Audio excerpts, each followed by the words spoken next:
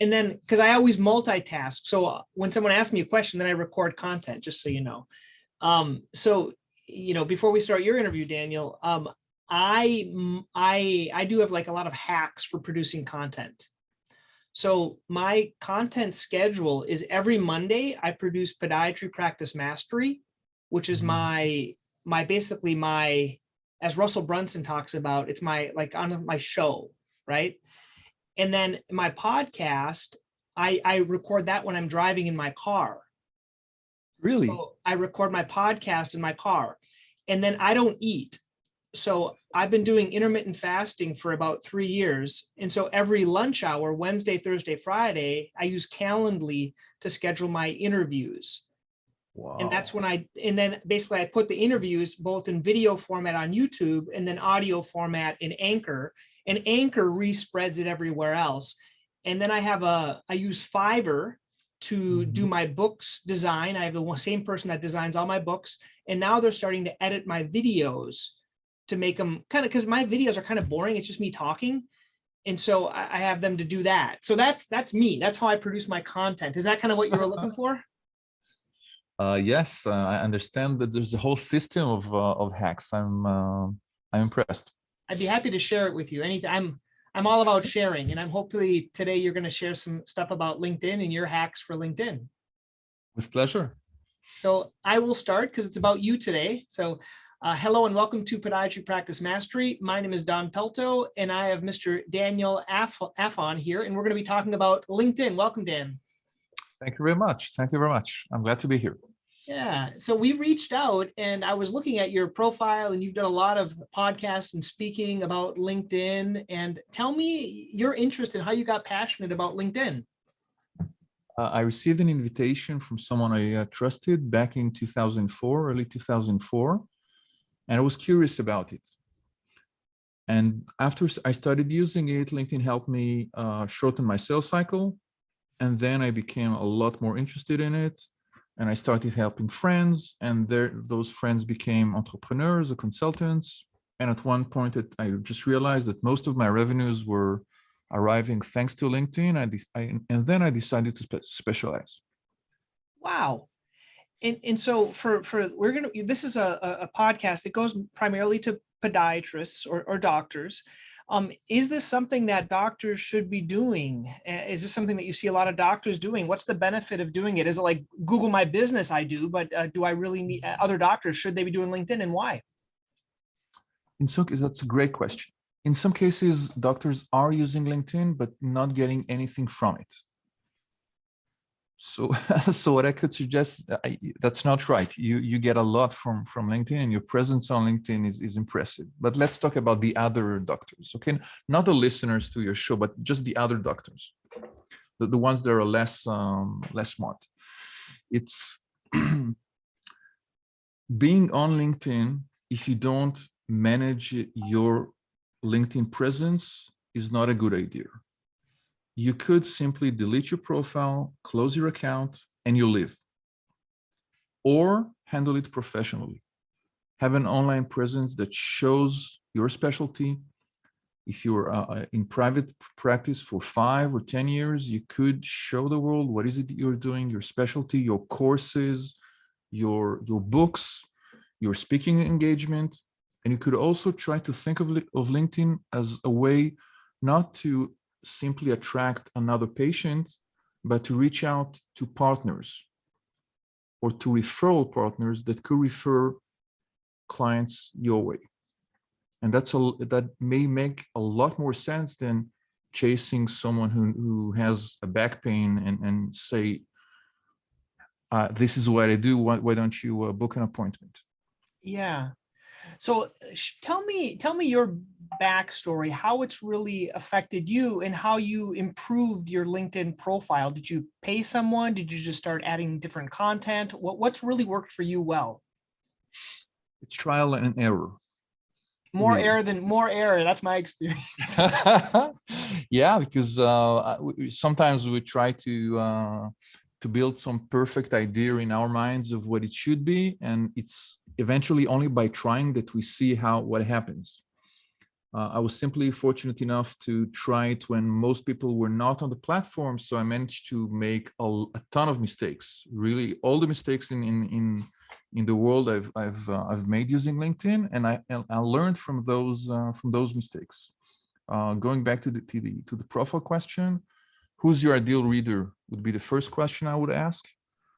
What action would you like that person to perform once they visit your profile is the second. And lastly, are you providing them with information that is likely to convert them and reach out to you?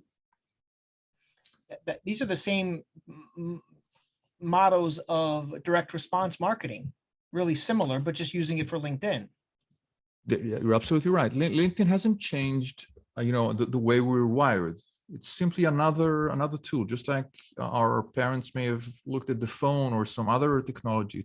It hasn't changed human behavior. So if some of our audience here could look at the business side of things and maybe target companies in their metro area and maybe offer them something, like giving a talk about exercising and diet and things that would enable them to grow their practice simply because the HR managers are on LinkedIn and they would be interested in happier employees. And do you find, now that's a good point. Normally, if we try to reach out to someone, we'll call a phone number or send an email to them, for example. And a lot of times we want to offer something of value, like a lecture, which is fun, or to do a meet and greet or something like that. Do you find that LinkedIn makes it easier to get through the doorkeepers, like those barriers? Are they more willing to reach out? And is it worth it to do that? I guess there's a bump up. I don't have the bumped up one where you pay to have infinite access. And who is that for? I don't think you need to pay for LinkedIn until you really use it on a daily basis and until you see the limits of the free account, because the free account is overwhelming and rich and confusing as it is.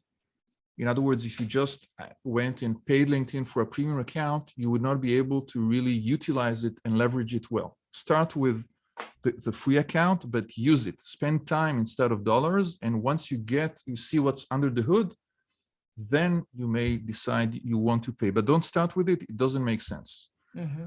And what LinkedIn certainly helps you do is go past the gatekeepers and find the exact person you'd like in that company or in that corporation.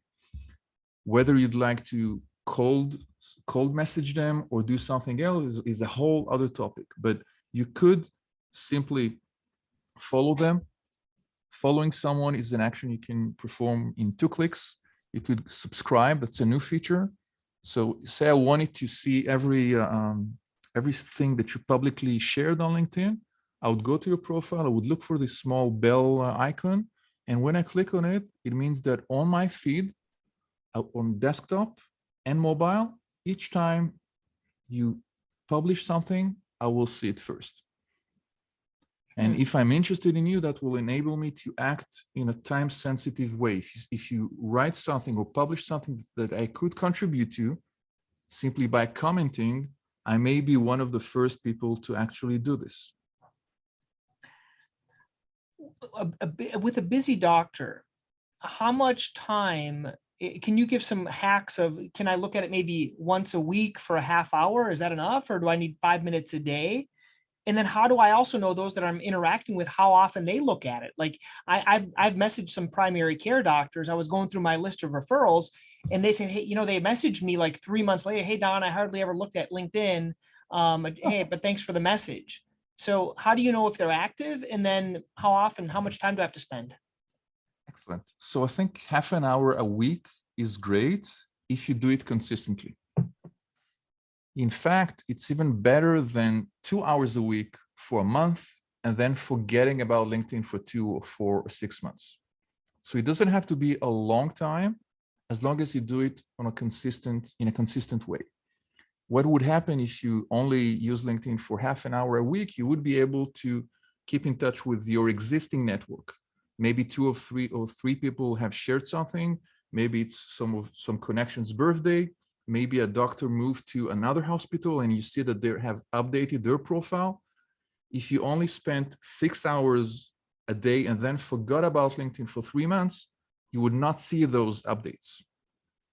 So just distributing it and maybe spending 20 minutes or 30 minutes a week will actually enable you to see a lot more updates than being on LinkedIn 24/7 and then dump it for something else. You know, I want to confess something. For all this stuff I put online, I'm actually very shy when it comes to commenting. I've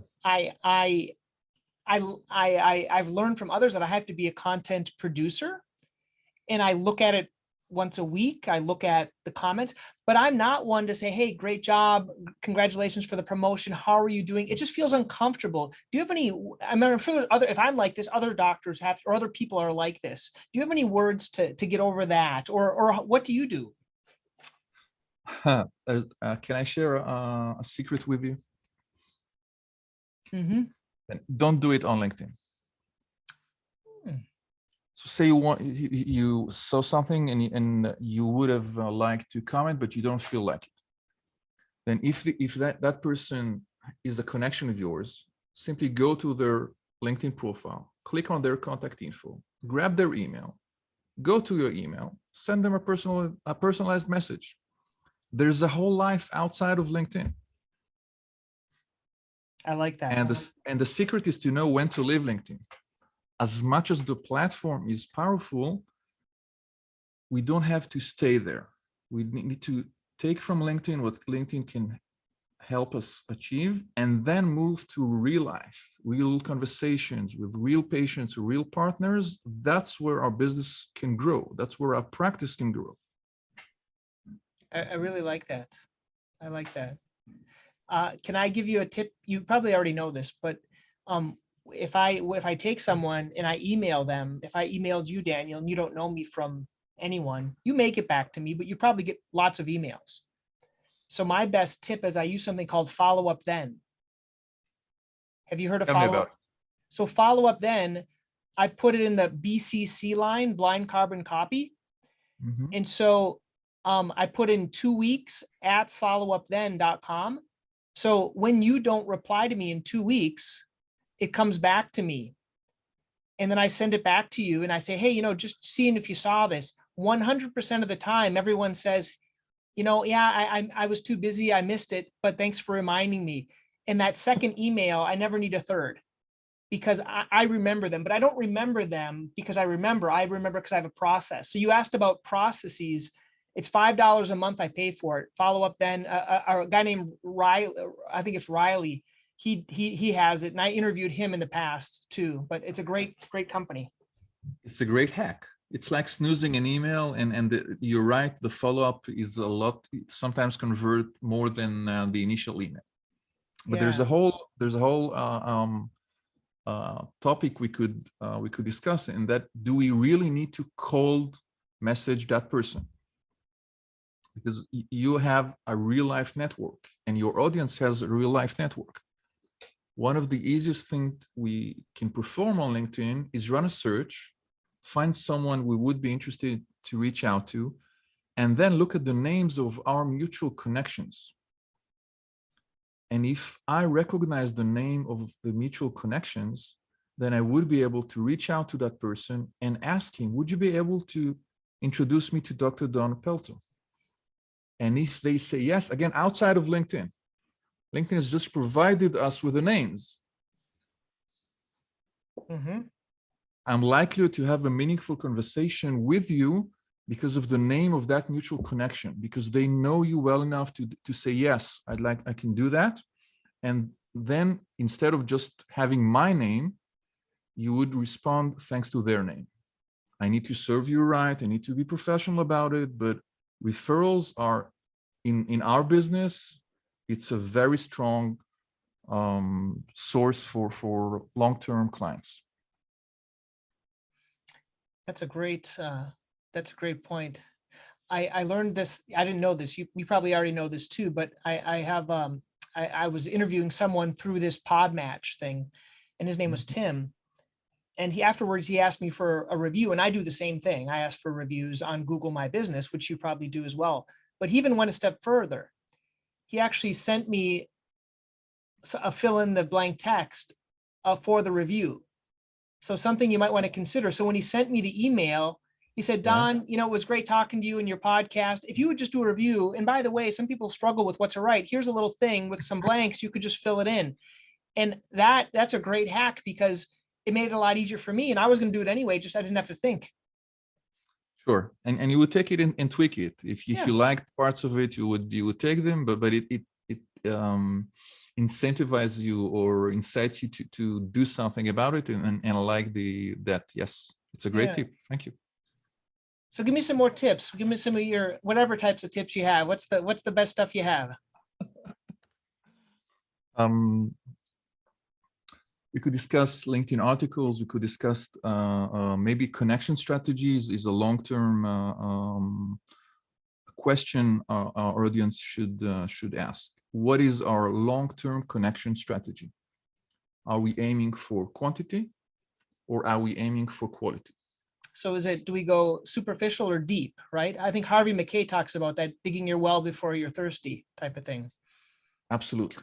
My take would be to go to connect with people I know well and to go to the quality aspect. Most people start with quality, then they somehow feel they need to get to the quantity, but trouble is they never get a large enough quantity. So they're stuck in a zone where on the one hand, they don't have exposure, and on the other, they may have risked their reputation or polluted the quality of their network. So pick one. Don't try to have both of them, because you will have very little of either. So I feel like I don't use my network within LinkedIn at all. I get reached out to. Certain companies want to sell me things. Reps want to reach out to me, but it's very superficial. They don't want to be friends. They're not offering first. And I feel like mine's all one way. I feel like I'm vomiting on people sometimes. Like I'm producing that's a strong word, but I'm producing content because it's automated, right? The way we send it out there is automated, and I'm not having much interaction with people. That might be hindering my network, unless people just like to eavesdrop. I think that's what most people like to do, is eavesdrop anyway on what's Don doing. You're right. What you could do in order to feel, at least to feel better, LinkedIn introduces a possibility for you to become to use the creator mode, and that enables people simply to follow you. So you have 3,400 followers, and these are not necessarily your connections. So they chose to follow what is it that you share about marketing, about podiatry, about efficiency, about patient education, and about practice management. And they are actually looking for the sort of content you are willing to share. Another quick idea we could discuss is, instead of relying exclusively on your followers or your connections, why don't you consider joining some LinkedIn groups where your audience is, and share it there, because it's a lot less obtrusive. You're not throwing there, you're just sharing educational content there. And the keyword is educational, not salesy stuff. So if you have a new patient welcome packet, grab things from there, or repurpose content, patient resources, or anything that would educate your reader. And you don't have to necessarily harass your own connections. I like, so could we say that a LinkedIn group is very similar to a Facebook group? They're superficially, yes, but what happens within large groups, a lot of people post links and shares and disappear. So it's more like a carpet bombing, if you'd like. And some of the groups that could be a lot more interesting for your audience is actually smaller groups. Say Boston area medical professionals could be maybe 2,000 members. It's not a large enough group to attract spammers, but you could network there professionally. You could get referrals. You could bring more business through this group, and maybe find something based on your expertise. Again, not necessarily the largest groups.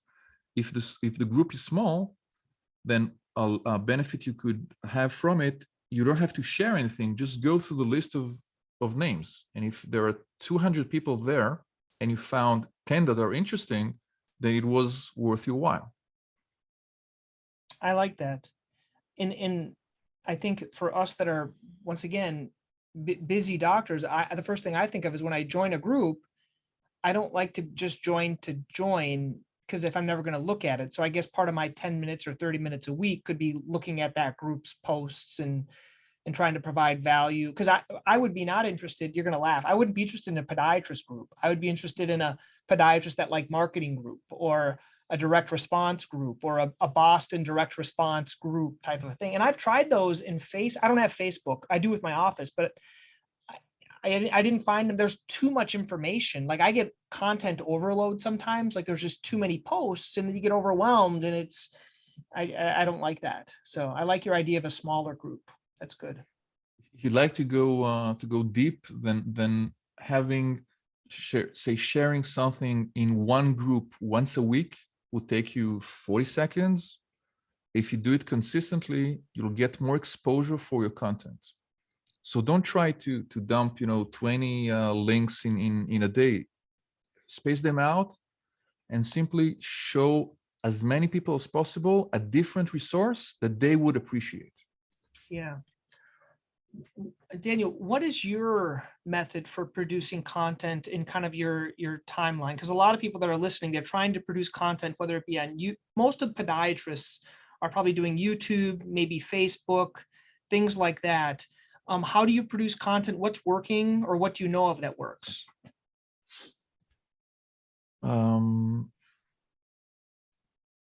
Producing high quality content is time consuming for everyone. It takes, I think what I found is that some people like to have chunks and have like 2 hours on a Monday or lunchtime or on Tuesday to produce content. It hasn't always worked for me, but I find myself sometimes in the zone. Like I start writing something, and then I know I'm on something interesting, and I could go on for 2 hours and produce all the content I want for the next 3 months, because I have bullet points there. This could be produced into a video. This could be produced into a Q&A. This could be repurposed or rewritten as an article. This could go to my newsletter. So when you find your mind is producing great content, stop everything else you do and try to just jolt it down, at least the general ideas, and taking those ideas and producing the actual document makes it a lot easier on us, because it doesn't involve that deep concentration we need in order to come up with a great idea. If you have great ideas, stop everything and try to maximize that amount of time. It could provide you with maybe weeks or months of content down the road. That's excellent. That's excellent.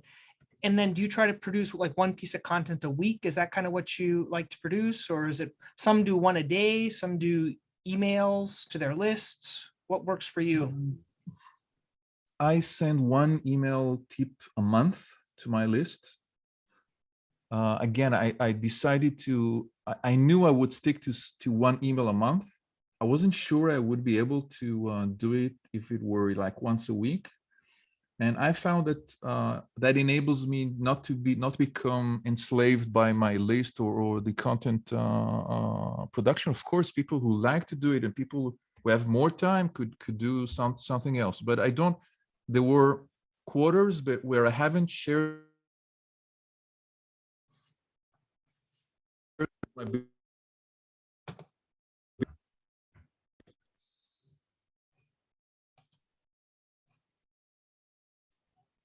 Sorry, we cut off there. You were saying there's some quarters. What, Daniel?